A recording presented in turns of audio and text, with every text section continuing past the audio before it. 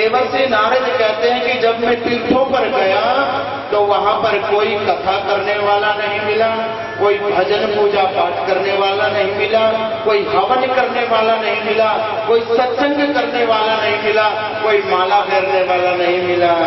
तो ये देख देख कर मेरे चित्त में खलबली मच गई महाराज। फिर मैं गया संतों के पास, महात्माओं के पास, कि शायद महात्मा लोग तो भजन पूजा पाठ करते होंगे, वो तो सत्संग करते होंगे कम से कम, उन्होंने तो घर बार छोड़ दिया है। फिर जब मैं संतों के पास में गया महाराज, तो क्या देखा मैंने जाकर, आजकल संत महात्मा भी पाखंड परायण होते जा रहे हैं, संत भी पाखंडी होते जा रहे हैं। अरे आज पूछो ना, अरे ये कोठी, ये बंगला, ये गाड़ियां किसकी है भाई? वापस में जवाब मिलता है त्यागी जी महाराज की है। जो खुद त्यागी है, आज उनके कोठी बंगला गाड़ियां हैं। और आज पूछो ना भैया ये इतने बच्चे ये किसके हैं भैया, ये इतने बाल गोपाल, तो वापस में जवाब मिलता है ब्रह्मचारी जी महाराज के हैं, जो खुद ब्रह्मचारी आज उनके बच्चे थे। और अगर पूछो ये इतना शोर, ये इतना हल्ला कहां से सुनाई पड़ रहा है, तो जवाब मिलता है मोनी बाबा के आश्रम से। जो खुद मोनी बाबा है, आज उनके आश्रम से ये शोर सुनाई पड़ रहा है। आज संत महात्माओं की आपस में लड़ाइयां बच रही हैं। वो कहते हैं गद्दी के ऊपर मैं बैठूंगा, वो कहता है गद्दी पर हम बैठेंगे। आपस में लड़ाई झगड़े गद्दियों के ऊपर हो रहे हैं। चिलम तमाकू पीने का नाम ही साधु बन गया। कोई संत महात्मा, कोई ऐसा नहीं मिला जो भगवान के भजन में लीन हो और जो मोह माया के चक्कर से दूर हो। लेकिन देवर्षि नारद कहते हैं ये देख देख कर मेरे चित्त में खलबली मच गई महाराज। लेकिन फिर मैंने क्या देखा, फिर मैंने गृहस्थियों के घर में भी गया। ये जो गृहस्थी लोग थे इनके घर में भी गया। मैंने सोचा कि ये गृहस्थी लोग तो कम से कम भगवान की पूजा पाठ करते होंगे ना, ये तो माता पिता की सेवा करते होंगे, ये तो भजन कीर्तन करते होंगे, पूजा पाठ करते होंगे, सत्संग करते होंगे। देवर्षि नारद कहते हैं जब मैंने गृहस्थियों के घर गया तो वहां पर मैंने क्या देखा, तरुणी प्रभुता कहे चाल को बुद्धिदायक, कन्या विकरणो लोभा दंपति नाम से कलकनम। तरुणी प्रभुता के है और चाल को बुद्धिदायक है। आज हर घर में साले साब सलाहकार हो गए। आज हर घर में साले साहब की चलने लग गई। आजकल दुनिया वाले अपने भाइयों की सलाह लेकर काम नहीं करते, अपने साले की सलाह लेकर काम करते हैं। और आपको अगर मेरी बात पे विश्वास नहीं आता ना, तो आप नोट करके देखना ये बात। जब किसी के भी शादी विवाह में जाओ ना, विवाह शादी में, पैलेस में, तो जो रुपए वाला बैग होता है ना, वो लड़के के मामा या लड़की के मामा के हाथ में होगा। बिल्कुल पहचान लेना आप। हम तो पूछ लेते हैं कि आप लड़के के मामा हो क्या? नहीं, बोले हम महाराज हम मामा हैं। हमें तो पता ही चलता है कि मामा हो। क्यों? क्योंकि अपने सगे भाई के ऊपर आज विश्वास नहीं रहा, और जो सास का जाया है उसके ऊपर जल्दी विश्वास हो जाता है। और ये दुनिया वाले माता पिता की सेवा आज हर घर में धर्म पत्नी की चलने लग गई, चलावा चलने लग गया। माता पिता की सेवा ये दुनिया वाले तब तक करते हैं तब तक माता पिता के खाते में 10-20 लाख रुपए पड़े हों। खूब बादाम का हलवा खिलाया जाता है। पिताजी चिंता करने की जरूरत नहीं है, अगर किसी चीज की कमी हो ना हमें बता देना, बस 1 मिनट में आपके पास मिलेंगे। पता है कि पिताजी के खाते में 20-30 लाख रुपए पड़े हैं, और जब पिताजी सारा धन 3-4 भाइयों को बराबर का हिस्सा बांट देते हैं और चारों भैया अलग हो जाते हैं और फिर देवी जी का चलावा चलना शुरू होता है। फिर कहती हैं, क्यों जी, हमने कोई ज्यादा ठेका ले रखा है माता पिता की सेवा का, जाइए दूसरे भाई क्यों नहीं करते, हमें कोई ज्यादा हिस्सा मिला है, हमें कोई ज्यादा पैसे मिले हैं। अरे क्या आप लोगों को पैसे मिले हैं, क्या तभी भगवान की माता पिता की सेवा करोगे? अगर पैसे नहीं भी हो, फिर क्या आप लोगों के माता पिता नहीं है? वो माता पिता की सेवा, अगर जिसके घर में माता पिता जबरदस्ती आज बैठे भी हों, तो कोई माता पिता की सलाह लेकर भी काम नहीं करते। और आजकल हम जब बड़े बड़े शहरों में जाते हैं ना, तो तीसरी मंजिल पे बिठा देते हैं माता पिता को, कहीं घर में बदबू ना हो जाए, कहीं लोगों को आने जाने वालों को पता ना चल जाए कि हमारे घर में भी माता पिता बैठे हैं। अरे माता पिता का जिसने सम्मान नहीं किया, वो जीवन में कभी सुखी नहीं रह सकता, चाहे अरबों खरबों की संपत्ति उसने प्राप्त करनी हो जाए। क्योंकि माता पिता तो जिंदगी में दोबारा कभी मिलते नहीं। अगर पत्नी चली जाए तो दूसरी शादी हो सकती है, दूसरी शादी पत्नी कोई भी आ जाएगी। पति चला जाए तो पति भी दूसरा मिल सकता है। बहन चली जाए तो धर्म बहन किसी को बना लो, भाई चला जाए तो धर्म भाई किसी को बना लो, बेटा भी चला जाए तो बेटा गोद भी लिया जा सकता है। पर माता पिता जाने के बाद कोई ये नहीं कहेगा कि बेटा रो मत, मैं तेरी माँ हूं, बेटा रो मत, मैं तेरा पिता हूं।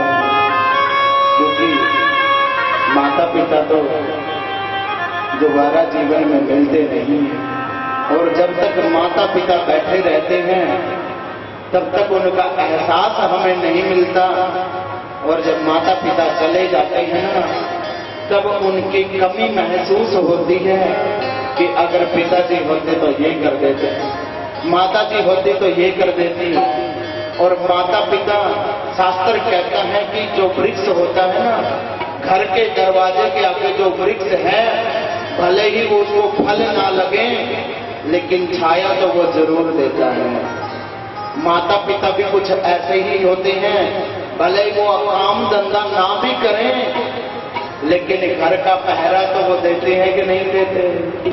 उनके भरोसे छोड़कर आप कहीं के कहीं चले जाते हो, विवाह शादी में चले जाते हो, कहीं पर घूमने के लिए चले जाते हो, तीर्थ यात्रा के लिए निकल जाते हो कि पीछे से पता तो है माता पिता बैठे हैं, घर में क्या टेंशन है।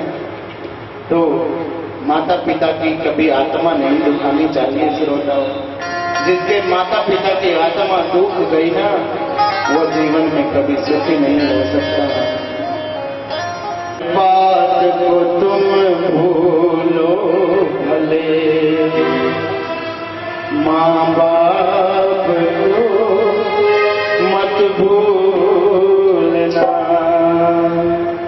ये भूलने वाली चीज नहीं है, ये तो साक्षात भगवान का रूप है। अपने घर में परमात्मा का ही रूप लेकर माता पिता आए हैं। और आप जीवन में देखना, जिसने माता पिता की सेवा कर ली ना, जिस बहू ने पति से ज्यादा जो सास ससुर की सेवा करती है ना, वो सास ससुर की तो प्यारी होती ही होती है, पति की भी प्रिय बन जाती है, पिता की प्यारी बन जाती है, सभी रिश्तेदारों की प्यारी बन जाती है। इसलिए माता पिता की सेवा करिए, उनको भूलिए मत, दोबारा नहीं मिलेंगे कभी। हर बात को तुम भूलो भले, माँ बाप को मत भूलना। हर बात को तुम भूलो भले, माँ बाप को मत भूलना। बात इनके लाखों है, इस बात को मत भूलना। उपकार इनके लाखों है, इस बात को मत भूलना।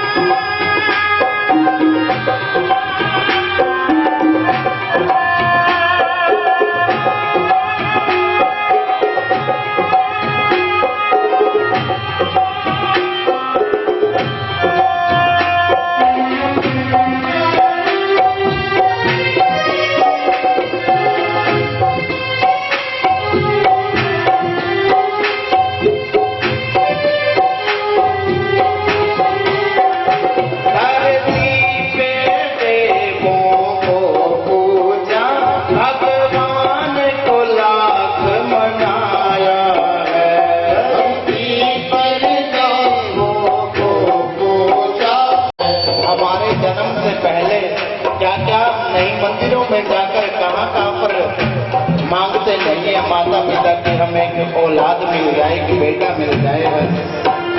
धरती पे देवों को पूजा भगवान को लाख मनाया है। धरती पर देवों को पूजा भगवान को लाख मनाया है। अब तेरी सूरत पाई है, संसार में तुझको बुलाया है। अब तेरी सूरत पाई है, संसार में तुझको बुलाया है। अब तेरी सूरत पाई है, संसार में तुझको बुलाया है। अब तेरी सूरत पाई है, संसार में तुमको बुलाया है। इन पावन लोगों के दिल को पत्थर बनकर मत तोड़ना। हर बात को तुम भूलो भले, माँ बाप को मत भूलना। हर बात को तुम भूलो भले, माँ बाप को मत भूलना। उपकार इनके लाखों हैं, इस बात को मत भूलना। उपकार इनके लाखों हैं, इस बात को मत भूलना।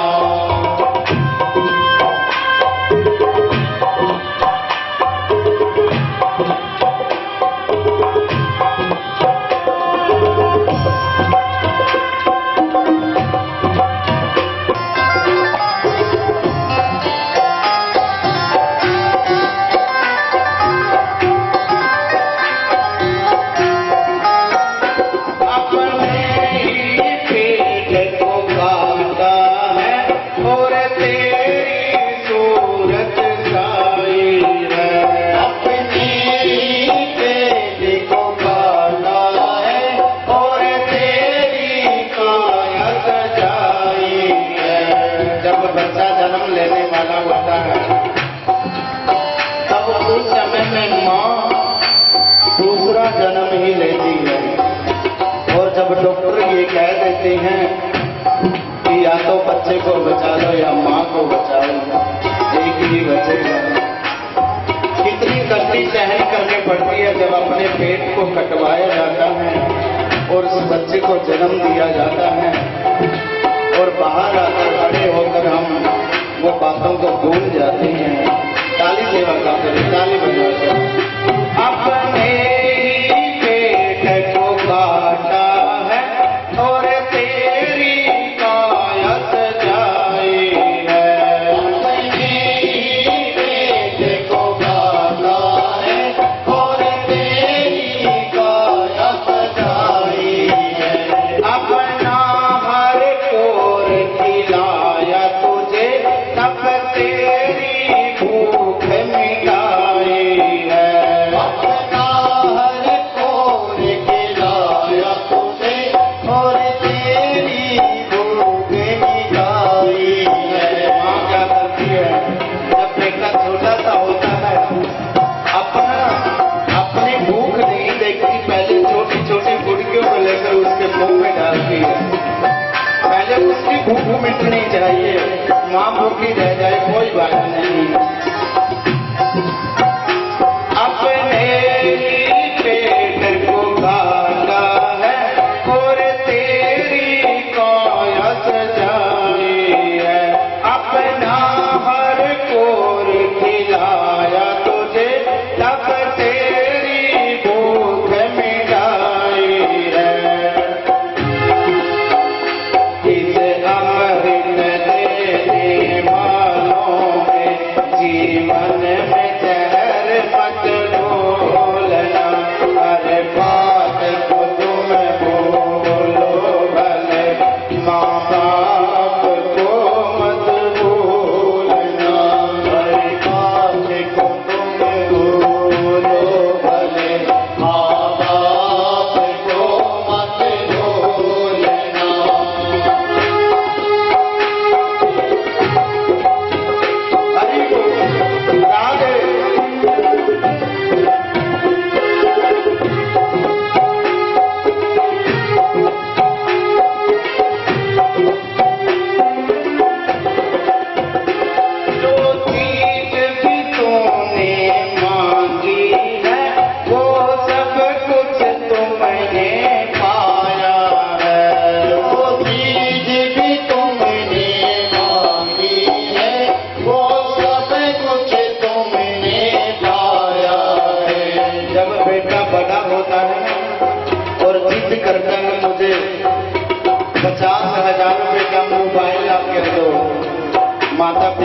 गरीब भी क्यों ना हो, मोबाइल भी ला कर देंगे।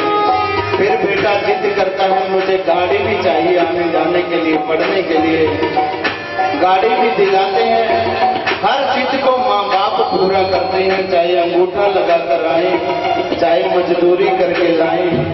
हमें हर रोज नए नए पहनने के लिए कपड़े देते हैं और खुद माता पिता चाहे एक ही ड्रेस में पूरा बरस निकाल देते हैं, पर जब हम बड़े होते हैं तो उस बात को भूल जाते हैं। जो चीज भी तूने मांगी है वो सब कुछ तुमने पाया है। जो चीज भी तुमने मांगी है वो सब कुछ तुमने पाया है। हर चीज को लगाया सीने से तुझे पढ़ने जताया है। हर को लगाया सीने से बड़ा तुझे लगाया है। इन प्यार लुटाने वालों का तुम प्रेम प्यार मत भूलना। हर बात को तुम भूलो भले, माँ बाप को मत भूलना।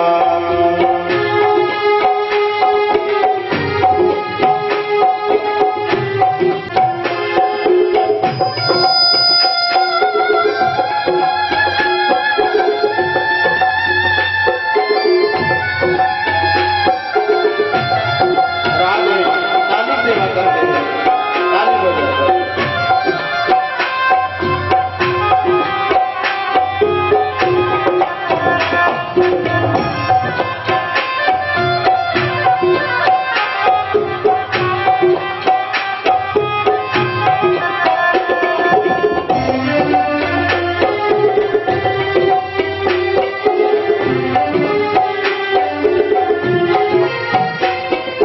लाख कमाई धन दौलत ये कोठी बंगला बनाया है। लाख कमाई धन दौलत ये कोठी बंगला बनाया है। माँ बाप ही ना खुश हैं तेरे, बेकार ये सारी कमाई है। माँ बाप ही खुश ना है तेरे, बेकार ये सारी कमाई है। चाहे कितने पैसे कमा लेना, कितनी कोठी बंगले खड़े कर लेना, अगर माता पिता आपके प्रसन्न नहीं है, खुश नहीं है, तो उस घर में कभी खुशी नहीं रह सकती, उस घर में कभी शांति नहीं रह सकती। आपके लिए वो कोठी बंगले बेकार हैं। चाहे कितने भी आपने पैसा कमा लिया हो, कितने कोठी बंगले खड़े कर लिए, अगर माता पिता का सम्मान नहीं किया, माता पिता प्रसन्न नहीं होंगे, तो आपका पैसा कमाना ना कमाना ये बेकार है। चाहे लाख कमाई धन दौलत ये कोठी बंगला बनाया है।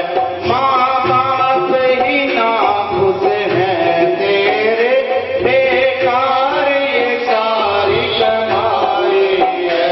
ये लाभ नहीं ये खाक है, इस रात को मत भूलना। आज को तुम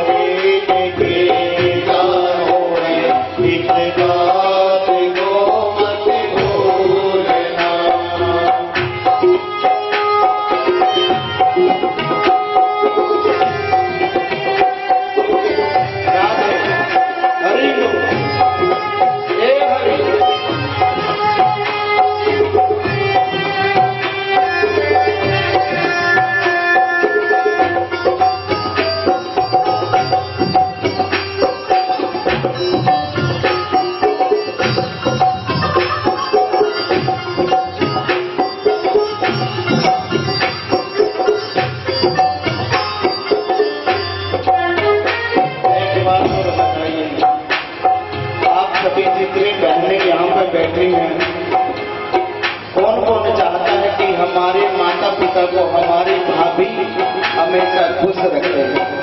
कौन बनता है? सभी चाहते हैं। लेकिन एक बात, आप चाहते तो सभी हो कि मेरे माता पिता मायके वाले को हमारी भाभी हमेशा प्रसन्न रखे और बड़ी सेवा करे। वो भाभी तभी सेवा करेगी जब आप लोग अपने सास ससुर की सेवा करोगे।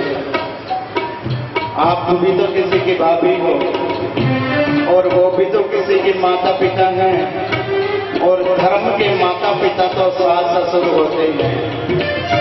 असली माता पिता तो वो तो जन्म देने वाले माता पिता होते हैं, और असली माता पिता तो सास ससुर ही हैं। उनको जितना प्रसन्न रखोगे उतना ही, जैसे कई तो बहनें मजबूर कर देती हैं अपने पति को भी, ऐसे ऐसे घर भी मैंने देखे हैं। वो पति भी पूछ के आएगा कि माता पिता ने बुलाया है, जाके आऊं कि नहीं जाके आऊं? अरे ये बात भला तेरे को पूछने की क्या जरूरत है? क्योंकि जब हम छोटे होते हैं, बच्चा बिस्तर को गीला कर देता है, माँ तो माँ होती है श्रोताओं। माँ का दर्जा कोई नहीं ले सकता। माँ खुद गीले में सोती है और अपने बच्चे को सूखे में खिलाती है। और एक बात देखना, आप कभी नोट करना, अगर किसी विवाह शादी में आप गए हो, किसी पार्टी में आप गए हो, अगर बच्चे को साथ में लेके गए हो और बच्चे को गंदगी लग जाए और बच्चा रोता रोता हुआ पापा के पास में जाए, तो पापा क्या कहते हैं कि चल चल तेरी माँ के पास जा, तेरी मम्मी के पास जा। लेकिन माँ कभी ये नहीं कहती कि चल पापा के पास चला जा। इतनी भी महंगी साड़ी क्यों ना बांधी हो, इतना महंगा सूट क्यों ना पहना हो, अपनी परवाह नहीं करती और अपने बच्चे को उठाकर गंदगी साफ कर देती है, हंडे से लगा लेती है। लेकिन जब हम बड़े होते हैं, माता पिता की सेवा करने की बारी आती है, तो माता अपनी पत्नी को लेकर कहीं पर चले जाते हैं और माता पिता को वहीं छोड़ जाते हैं। गीले में सजाई सोए हैं, सूखे में तुझको सुलाया है। गीले में सजाई सोए हैं, सूखे में तुझको सुलाया है। गीले में सजाई सोए हैं, सूखे में तुझको सुलाया है। सदा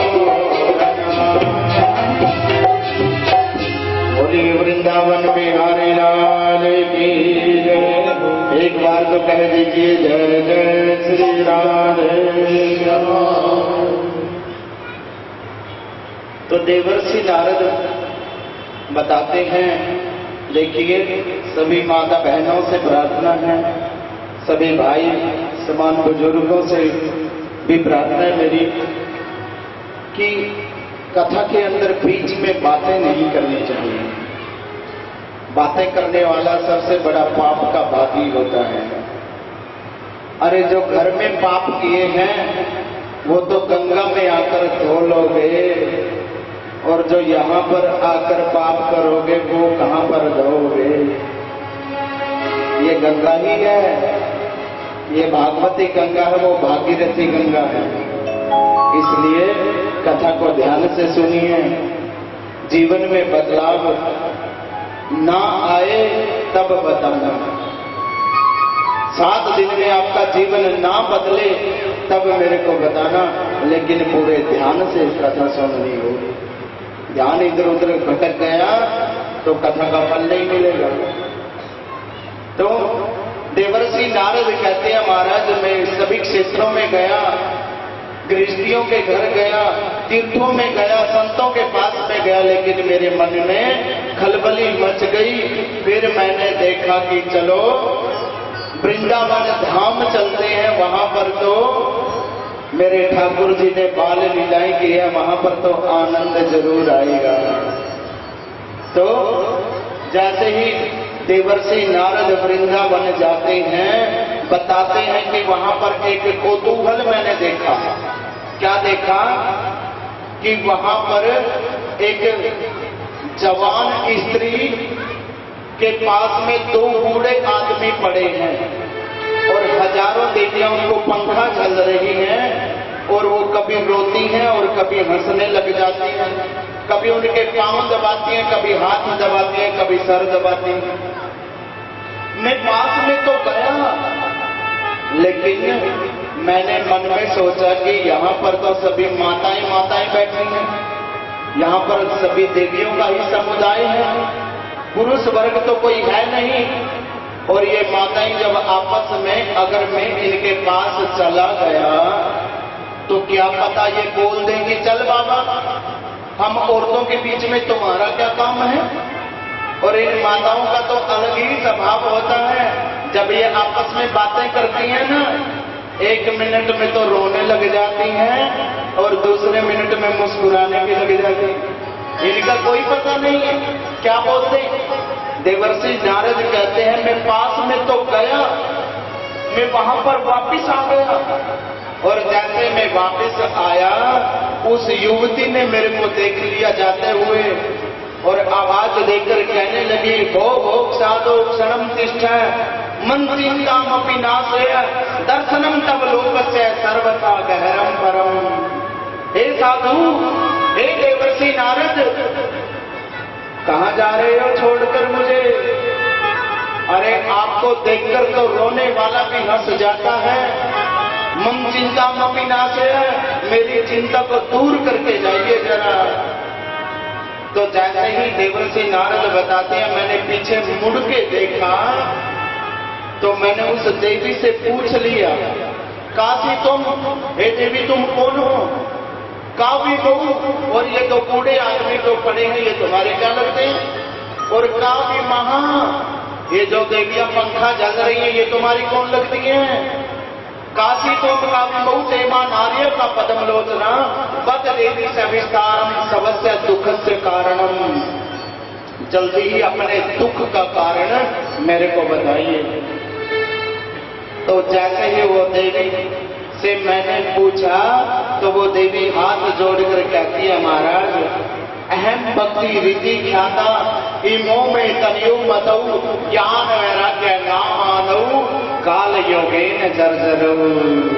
हे महाराज, मेरा नाम है भक्ति, अहम भक्ति रीति ख्याता, और ये जो 2 बूढ़े पुरुष पड़े हैं ये ज्ञान वैराग्य नाम मानव, ज्ञान और वैराग्य नाम के मेरे 2 बेटे हैं।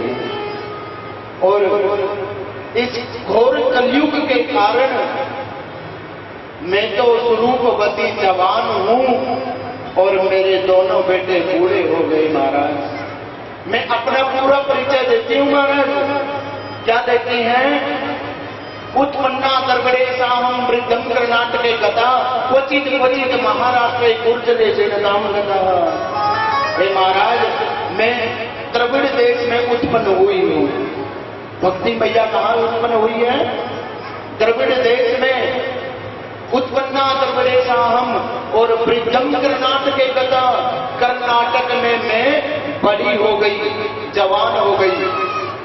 और गुर्जरे क्वचित क्वचित महाराष्ट्र में कहीं कहीं पर मेरा सम्मान भी हुआ है। लेकिन मैं जैसे ही गुजरात में आ गई, कहां पे आ गई? गुजरात में। गुर्जरे निर्णताम गता, तो गुजरात में आकर मैं बूढ़ी हो गई। पाखंडियों ने मुझे अंग भंग कर दिया। लेकिन मैं जैसे ही परम धाम वृंदावन में आई तो मैं तो जवान हो गई और ज्ञान वैराग्य ये दो बेटे मेरे बूढ़े के बूढ़े रह गए। अगर आज भी आप वृंदावन जाओगे, कौन कौन गया वृंदावन? हाँ, यहां पर तो पूरी संगत जाती है। और मैंने नरवाना का नाम छोटा वृंदावन रखा हुआ है। नरवाना नगरी का नाम छोटा वृंदावन है, क्योंकि वृंदावन में जितने भक्त हैं ना, उतने ही भक्त नरवाना में भी हैं ठाकुर जी के, और जो हर महीने जाते हैं ठाकुर जी का दर्शन करने के लिए। आज भी वृंदावन में भक्ति जवान है। जिस गली से भी आप निकलोगे, आपको ज्ञान की चर्चा नहीं मिलेगी, आपको वैराग्य की चर्चा नहीं मिलेगी, आपको भक्ति की चर्चा मिलेगी। हर गली से क्या सुनने को मिलता है? जोर से बोलो ना, मेरे को ऊंचा सुनाई देता। दोबारा बोलो, राधे राधे राधे राधे। हर गली से आपको यही आवाज सुनाई पड़ेगी। आज भी भक्ति मैया वहां इतने घोर कली काल में, घोर कलयुग में आज भी जवान है। कितना भी नास्तिक आदमी चला जाए, उसके मुंह से भी वहां राधे राधे जरूर निकल जाता है। तो आज भक्ति मैया कहती है कि मेरे इन बेटों का इलाज करो महाराज, ये तो बूढ़े रह गए। तो देवर्षि नारद ने उनके कान में गायत्री मंत्र सुना दिया, लेकिन फिर भी वो टस से मस नहीं होते। धीरे धीरे 4 वेद सुना दिए, 6 शास्त्र सुना दिए, 17 पुराण सुना दिए, लेकिन फिर भी वो टस से मस नहीं होते। गीता पाठ ही मुहु गीता पाठ भी बार बार सुना दिया। जब गीता पाठ सुनाता हूं तब वो खड़े हो जाते हैं। गीता पाठ को विराम दे दिया, वो नीचे गिर जाते हैं।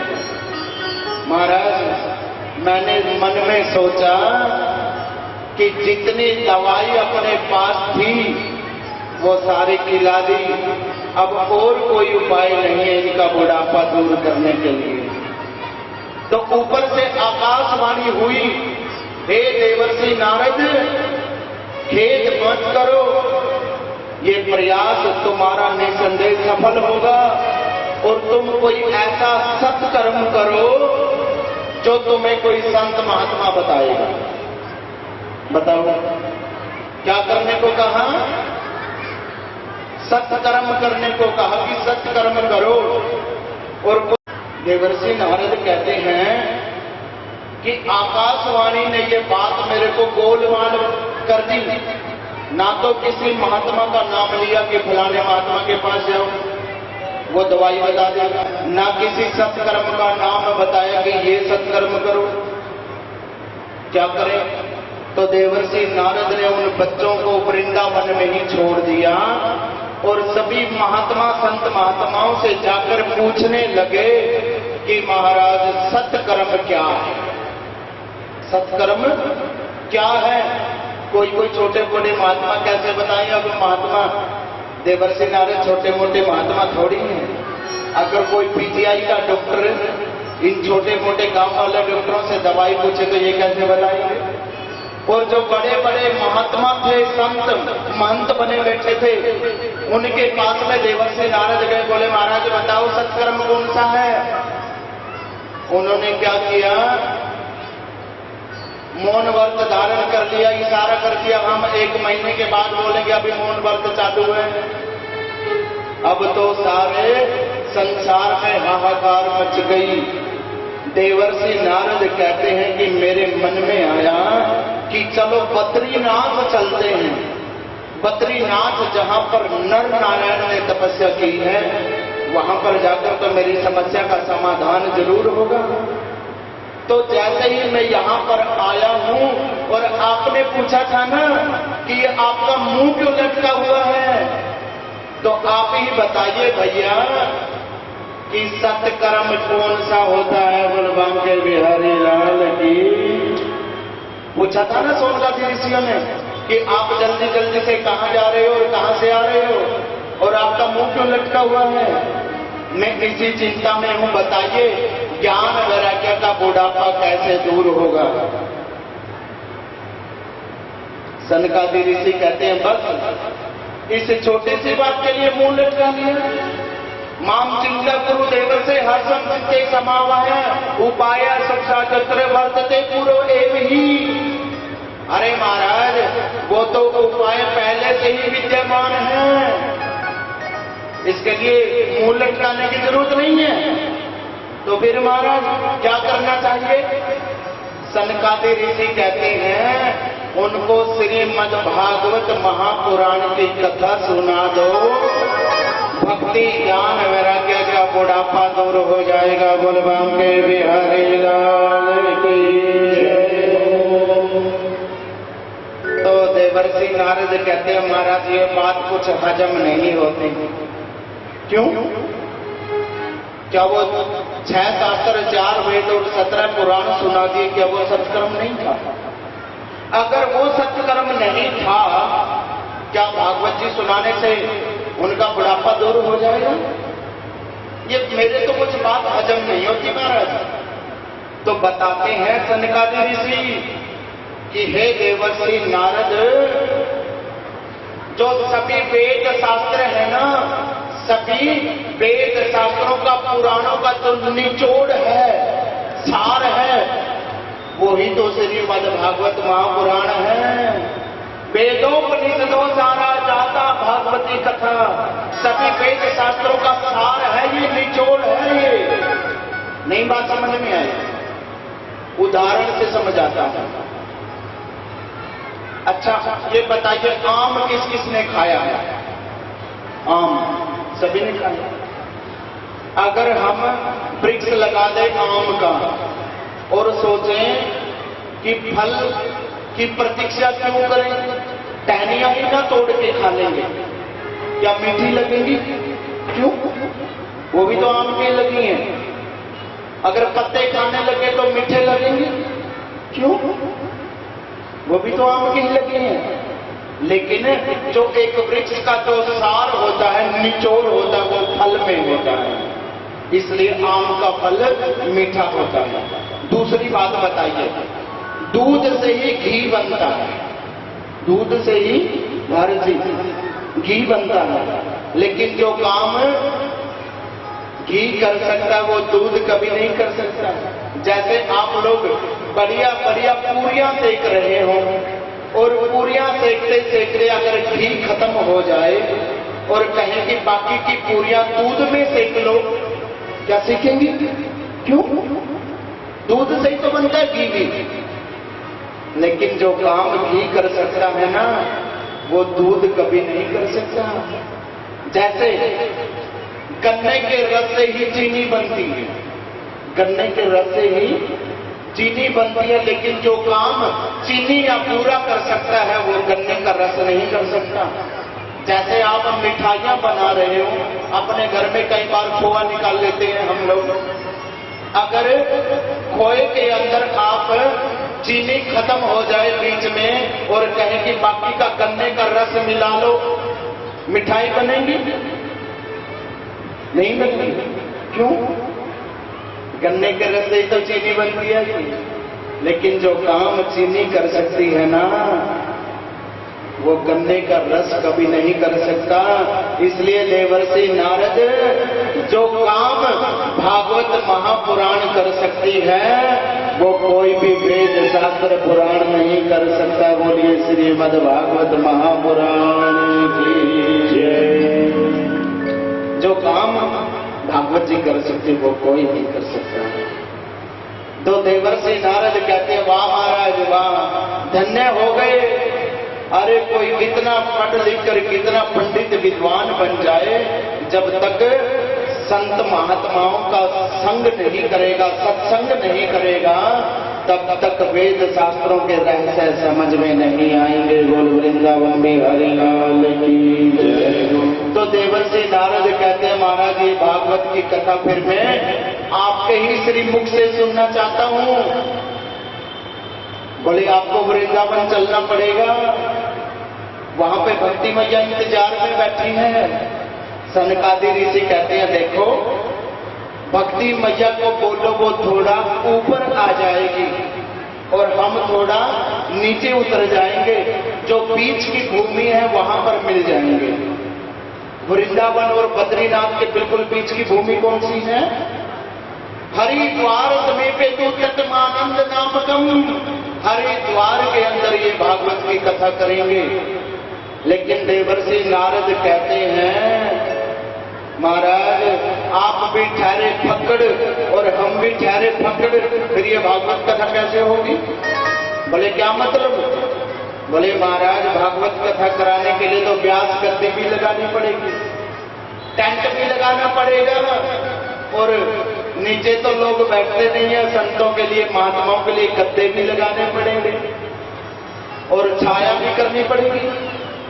सनकादि ऋषि कहते हैं इसकी चिंता मत करो, हम आनंद नाम के घाट के ऊपर वहां पर एक बहुत बड़ा वट वृक्ष है, जो वट वृक्ष का चबूतरा है वो तो बन जाएगी व्यास गद्दी, और जो उसकी छाया है वो बन जाएगा टेंट, और जो ठंडी ठंडी रेती है गंगा जी की उसके बन जाएंगे संतों के गद्दे, तो कथा हो जाएगी। बोल बांधे बिहारी लाल की। तो जैसे ही वहां पर बैठकर सनकादि ऋषि कथा करने लगे और देवर्षि नारद 7 दिन मुख्य श्रोता बनकर वो भागवत की कथा सुनते रहे, और एक आसन 3 आसन बिछा दिए उन्होंने भक्ति मैया के लिए, निमंत्रण दे दिया ज्ञान और वैराग्य के लिए, और खुद मुख्य श्रोता बनकर 7 दिन तक भागवत की कथा सुनते रहे। बोल वृंदावन में हरे लाल की जय हो। तो सनकादि ऋषियों ने पूछा कि महाराज आपने पीछे एक बात कही थी कि राजा परीक्षित को 7 दिन में मरने का श्राप लग गया था, ये राजा परीक्षित कौन है और उनको 7 दिन में मरने का श्राप कैसे लगा, बताइए महाराज।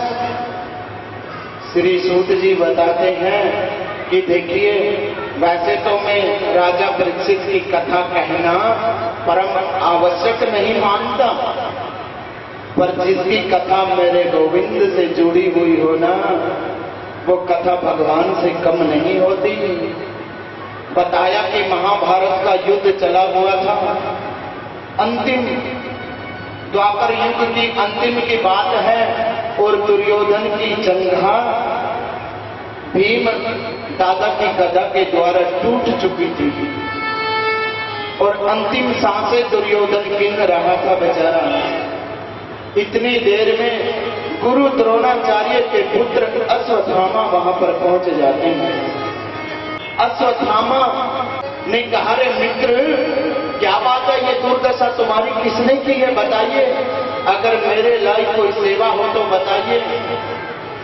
तो दुर्योधन कहता है कि अरे मित्र, हम कौरव 100 भाई थे तो 101, एक दूसरी मां का भी था, लेकिन हम 100 भाई थे, 100 में से एक भी नहीं बचा, और पांडव केवल 5 थे, 5 में से एक भी नहीं मरा।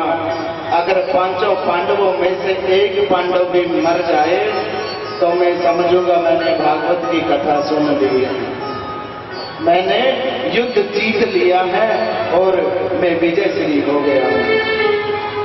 तो कहते हैं ये भी कोई बड़ी मुश्किल बात है, अरे ये तो अभी कर देते हैं।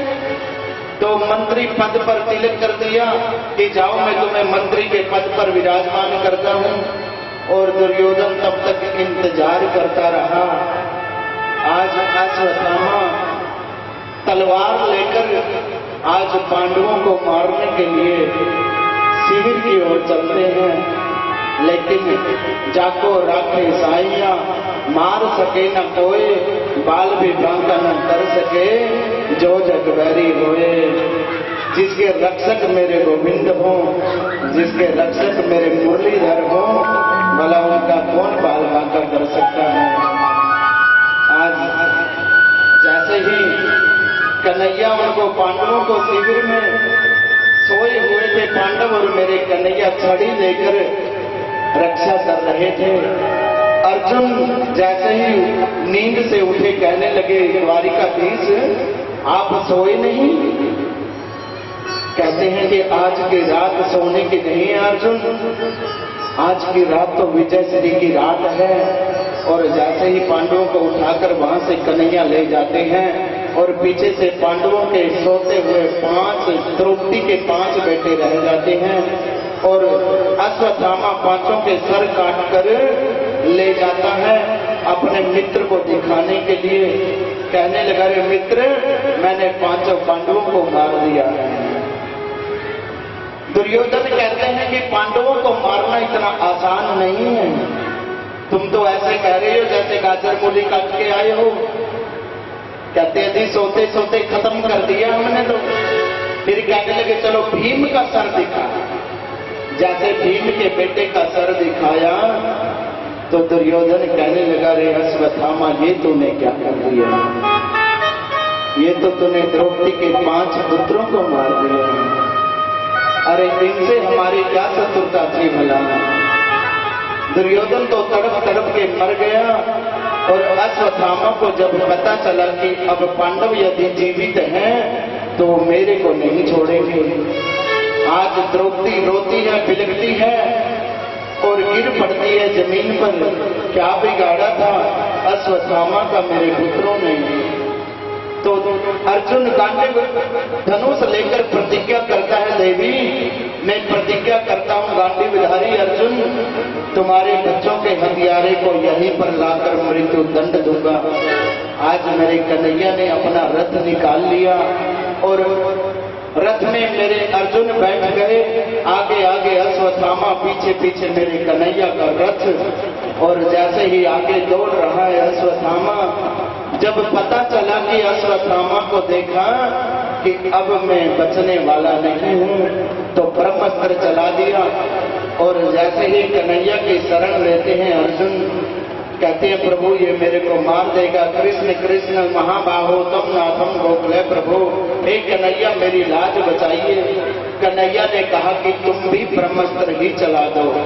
दोनों ब्रह्मास्त्र आपस में टकराकर शांत हो जाते हैं, और अश्वत्थामा के केस पकड़ लिए भगवान ने, अर्जुन ने, और रस्सियों से बांधकर आज रथ के पीछे दौड़ाकर आज अश्वत्थामा को वहीं पर ले आया जहां पर द्रौपदी रो रही थी, बिलख रही थी।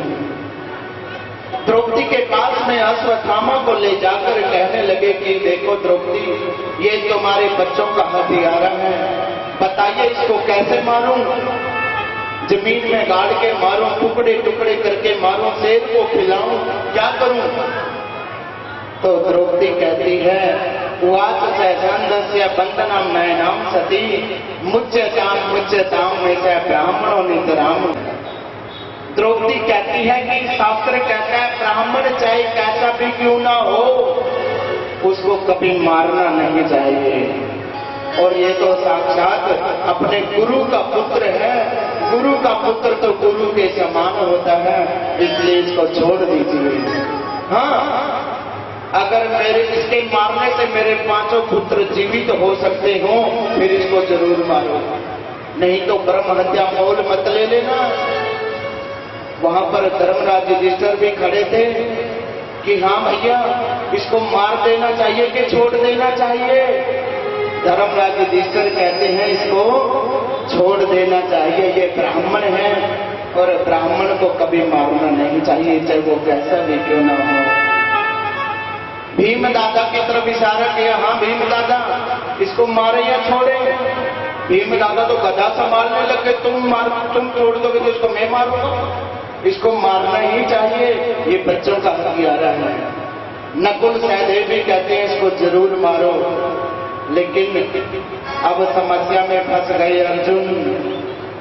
द्रौपदी और ये युधिष्ठिर कहते हैं इसको मत मारो, भीम दादा नकुल और सहदेव क्या कहते हैं इसको जरूर मारो। वहीं पास में कन्हैया भी खड़े थे। कन्हैया कहते हैं अगर हमसे कोई पूछेगा तो सुझाव दे देंगे, नहीं पूछेगा तो अपने बिना मतलब के सुझाव दें क्यों अपना। तो अर्जुन ने हाथ जोड़कर कहा शिष्य ही साधे माम काम प्रपन्ना, आप मेरे गुरु जी, मैं आपका चेला, बताइए ना मैं क्या करूं। तो मेरे कन्हैया ने गजब का उत्तर दिया, सुनने लायक है। कन्हैया कहते हैं ब्रह्म बंधु ने हंतव्य आतताई बदारण, मैं वो भय नामनाथम परिपय्यानु शासनम। हे अर्जुन, ब्राह्मण चाहे कैसा भी क्यों ना हो उसको कभी मारना नहीं चाहिए, और बच्चों का हथियारा चाहे कैसा भी हो उसको कभी छोड़ना भी नहीं चाहिए। इसको मारना भी है, छोड़ना भी नहीं, मारना भी नहीं, छोड़ना भी है। तो अर्जुन समझ गए, और अर्जुन तो चिंता में फंस गए, मारना भी है, छोड़ना भी है, मारना भी नहीं, छोड़ना भी नहीं। लेकिन भीम दादा जरा हास्य परिहास्य कर लेते हैं मेरे कन्हैया से। भीम दादा कहते हैं वाह कन्हैया वाह, अगर तुम्हारे जैसे जज दुनिया में दो चार हो जाए ना, फिर तो इस दुनिया का बेड़ा ही पार हो जाएगा। ये आप समाधान दे रहे हो कि उलझा रहे हो? बोले महाराज, जब बीच में बड़े बात कर रहे हो ना तो छोटों को बोलना नहीं चाहिए। ये अर्जुन है, इसने सब कुछ पता है। अर्जुन ने मस्तक में से मणि निकाल ली और धक्के देकर अश्वत्थामा को बाहर निकाल दिया सभा से। लेकिन होना तो शुक्रगुजार होना चाहिए था कि काम तो मैंने मरने का किया था, फिर भी अर्जुन ने जीवन दान दे दिया। लेकिन फिर भी कहता नहीं नहीं, मेरा अपमान कर दिया। अरे पांडवों के वंश को अगर निर्वंश न कर दिया तो मेरा नाम भी गुरु द्रोणाचार्य नंदन नहीं है। फिर हंसने लगा, इनके कुल में बचा ही कौन है, सभी तो मर गए। फिर कहता नहीं, जो अभिमन्यु चक्रव्यूह में मारा गया था उसकी पत्नी उत्तरा, वो तो गर्भवती थी उस टाइम, वो बच्चा तो जन्म देने वाला होगा, उसी के ऊपर ब्रह्मास्त्र चला दिया आज। और मेरे कन्हैया उसी समय पांडवों को विजय श्री दिलाकर आज द्वारिका की ओर प्रस्थान कर रहे थे। एक पांव रथ के ऊपर था मेरे कन्हैया का, एक हाथ से रथ पकड़ा हुआ था, दूसरे हाथ से कन्हैया आशीर्वाद दे रहे थे, और एक पांव कन्हैया का नीचे था। इतनी देर में एक अबला स्त्री दौड़ी दौड़ी आई, पाही पाही महायोगिन देव देव जगतपते ज्ञानम तद भयम पश्चे जगकर मृत्यु परस्परम। हे कन्हैया, मैं भले ही मर जाऊं लेकिन मैं मां में गर्भो निपात्यताम, मेरे गर्भ की रक्षा कर दीजिए। अगर मेरे गर्भ में जो बच्चा है अगर ये भी मर गया तो पांडवों के कुल में आपका कोई भी पुजारी नहीं रहेगा, कोई दीपक लगाने वाला नहीं रहेगा, पांडवों का वंश खत्म हो जाएगा। मेरे प्रभु ने अंगूठे मात्र का रूप धारण किया और उत्तरा के मुख द्वार से प्रवेश करके उस बच्चे की रक्षा कर दी ब्रह्मास्त्र से। और मेरे कन्हैया जैसे ही वापिस चलने लगे, जैसे भक्त की भगवान के आगे इस जीव की चालाकी नहीं चलती, भक्त के आगे भगवान की चालाकी नहीं चलती। माता कुंती पहचान गई, स्तुति करने लगी, वाह प्रभु वाह, आप तो मेरे भगवान हैं, आप तो मेरे वही श्री रामचंद्र जी हैं जिसने कौशल्या के गर्भ से जन्म लिया है, आप तो मेरे वही वाराह अवतार हैं जिसने हिरण्याक्ष का वध किया है, आप तो मेरे वही वामन भगवान हैं जिसने राजा बलि का उद्धार किया है, आप तो साक्षात भगवान हैं। भगवान कहते बुआ ये तू क्या कह रही है? मैं तो तेरा भतीजा हूं और वो भी वासुदेव की सबसे छोटी संतान, और तू मेरे को भगवान कह रही है। लेकिन आज मेरे कन्हैया कहते हैं कि देखा युधिष्ठिर, बुआ मेरे को भगवान कह रही है। तो भगवान से तो मांगते हैं लोग, आप भी कुछ मांग लीजिए। बोले क्या मांगे? धर्मरथ ध्यान से सुनना, 5 मिनट की कथा बाकी रह गई है बस। किसी ने संसार की वस्तु नहीं मांगी। क्या मांगा? धर्मराज युधिष्ठिर कहते हैं महाराज अगर कन्हैया देना ही चाहते तो एक वरदान दीजिए।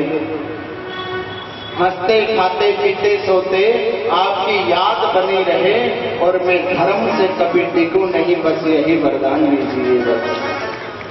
दूसरी बारी आई अर्जुन की, अर्जुन तुम भी मांग लो, क्या मांगना है? अर्जुन कहते हैं कि कन्हैया देना ही चाहते तो एक वरदान दीजिए, आपकी याद बनी रहे और दोनों बड़े भाइयों की सेवा होती रहे, बस यही वरदान दीजिए। मैं आपका चेला और आप मेरे गुरु जी, बस यही भाव बनाए रखना। भीम दादा की बारी आई, जब भीम दादा तुम भी कुछ मांग लो। भीम दादा कहते हैं महाराज क्या बताएं, ये दुनिया वाले मेरा हंसी मजाक उड़ाते हैं कि आधा भोजन तो पूरा खानदान करता है और आधा अकेला भीम करता है। खाते पीते सोते आपकी याद बनी रहे और बड़े भाई की सेवा होती रहे, यही वरदान दे दो। जब नकुल सहदेव ने भी यही मांग लिया और बारी द्रौपदी की आई, द्रौपदी तुम भी कुछ मांग लो। द्रौपदी कहती है कन्हैया आप मेरे सखा और आपकी सखी, बस यही भाव बनाए रखना कन्हैया, और कुछ नहीं चाहिए। लेकिन क्रांति तो तब आई जब बारी सुभद्रा की आई। ये सुभद्रा मेरे कन्हैया की खास बहन है, सगी बहन, और सभी ने सोचा कि आज पता नहीं सुभद्रा क्या मांगेगी। आज कन्हैया कहते हैं सुभद्रे मांग ले आज जो कुछ मांगना है, स्वर्ग लोक भी अगर मांगेगी वो भी तेरे को दूंगा, वैकुंठ भी अगर मांगेगी वो भी तेरे को मिलेगा, इंद्र का पद भी अगर तू मांगेगी वो भी तेरे को मिलेगा। तुझे मांगने में देरी होगी पर मुझे देने में देरी नहीं होगी। मांग ले आज जो कुछ मांगना है। सुभद्रा हाथ जोड़कर कहने लगी प्रभु जो मैं मांगूंगी वो मिलेगा? बोले बिल्कुल मिलेगा। तो सुभद्रा कहती है कृष्ण त्वदीय पद पंकज मंजरांते अचेय में सतु मानस राजहंस, अचेय में सतु मानस राजहंस। अरे कन्हैया अगर देना ही चाहते तो एक वरदान दे दो, मेरा मन रूपी पक्षी और आपके चरण रूपी पिंजरे में आज ही और अभी से जाकर आपके चरण रूपी पिंजरे में जाकर फंस जाए, आपके चरणों की भक्ति दे दीजिए, बस और कुछ नहीं चाहिए। कन्हैया ने तोड़ करके सुभद्रा को गले से लगा लिया और अपने आंसुओं से सुभद्रा के सिर को भिगो दिया और छाती चौड़ी करके पांडवों की तरफ देखते हैं, कहते हैं देखा बहन भी तो किसकी है, मेरी बहन है, तो संसार की चीजों को भला क्या मांगेगी। कन्हैया कहते हैं सुभद्रे तू अभी से मेरी भक्ति मांग रही है। अरे ये दुनिया वाले इनको जब हाथ से माला छूट छूट के गिरने लगती है, आंखों से दिखना कम हो जाता है, कमर 3 जगह से टेढ़ी हो जाती है, तब ये लोग मेरी भक्ति करने के लिए चलते हैं और तू अभी से मांग रही है मेरी भक्ति।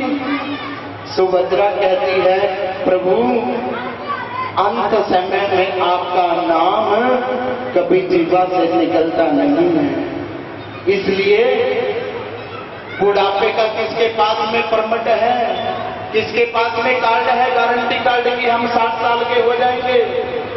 क्योंकि श्वास श्वास पर कृष्ण भजी वृथा श्वास जनिक होए और ना जाने से श्वास की रावण होए ना होए।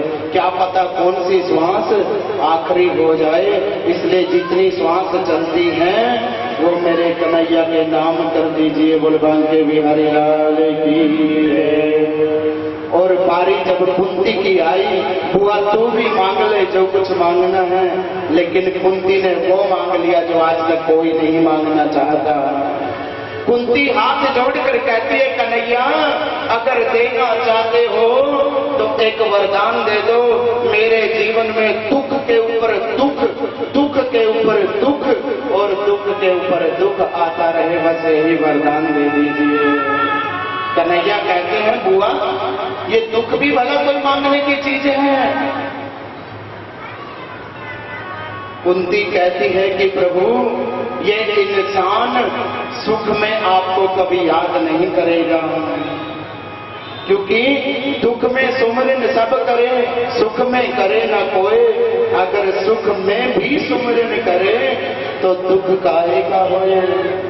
और कुंती हाथ जोड़कर कहती है कि सुख के माथे तिल पड़े जो हरि हृदय से जाए, बलिहारी व दुख की जो पल पल नाम जपाए। ऐसे दुख के ऊपर मैं बारी जाऊं जो बार बार आपका नाम जपवाता है, बस मेरे को तो वही दुख दे दीजिए। अगर दुख आएगा तो बार बार आपका नाम जपती रहूंगी, अगर सुख आ गया तो आपको भूल जाऊंगी। बोल बांके बिहारी लाल की। तो समय बहुत हो गया है, आज की कथा यहीं पर विराम देते हैं। कल को आपने 2:30 बजे आ जाना है, आज प्रथम दिन था। जमाना मिले ओ तेरे रंग में रंगा, हर जमाना मिले मैं जहां भी, मैं जहां भी, मैं जहां भी रहूं, मर जाना मिले, मैं जहां भी रहूं, मर जाना मिले। तेरे रंग में रंगा हर जमाना मिले, तेरे रंग में रंगा हर जमाना मिले। मैं जहां भी, मैं जहां भी, मैं जहां भी रहूं, मर जाना मिले, मैं जहां भी रहूं, मर जाना मिले। ये ताली बजा के झूम के आनंद लेके हरि बोल।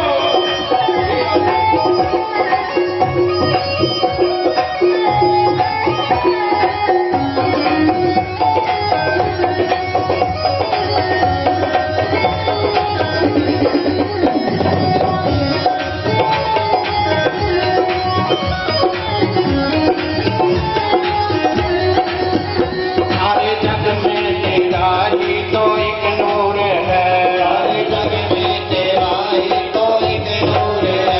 अगर कोई खड़ा होकर झूमना चाहे, नाचना चाहे तो भगवान के दरबार में नाचने में कोई शर्म नहीं होती। आनंद लेके तालियां बजा के झूम के। सारे जग में तेरा ही तो एक नूर है, सारे जग में तेरा ही तो एक नूर है। मेरा गाना भी तुझसे ही मशहूर है, मेरा गाना भी तुझसे ही मशहूर है। मेरा गाना भी तुझसे ही मशहूर है, मेरा गाना भी तुझसे ही मशहूर है। पता किस्मत है वो तो तुझसे दूर है, किस्मत है वो तो तुझसे दूर है, तुझसे दूर है, तुझसे दूर है, तुझसे दूर है, तुझसे दूर है। तेरे नाम का हर मस्ताना मिले, तेरे नाम का हर मस्ताना मिले। मैं जहां भी, मैं जहां भी, मैं जहां भी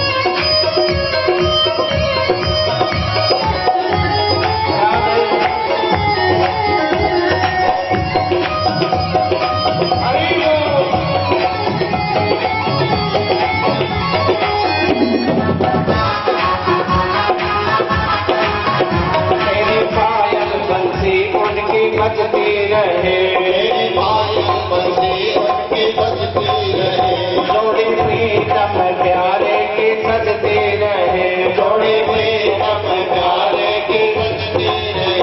तेरी पायल बंसी उनकी बजती रहे। मेरी पायल बंसी उनकी बजती रहे। जोड़ी प्रीतम प्यारे की सजती रहे। जोड़ी प्रीतम प्यारे की सजती रहे। तेरे रसिकों पे छाई ये मस्ती रहे।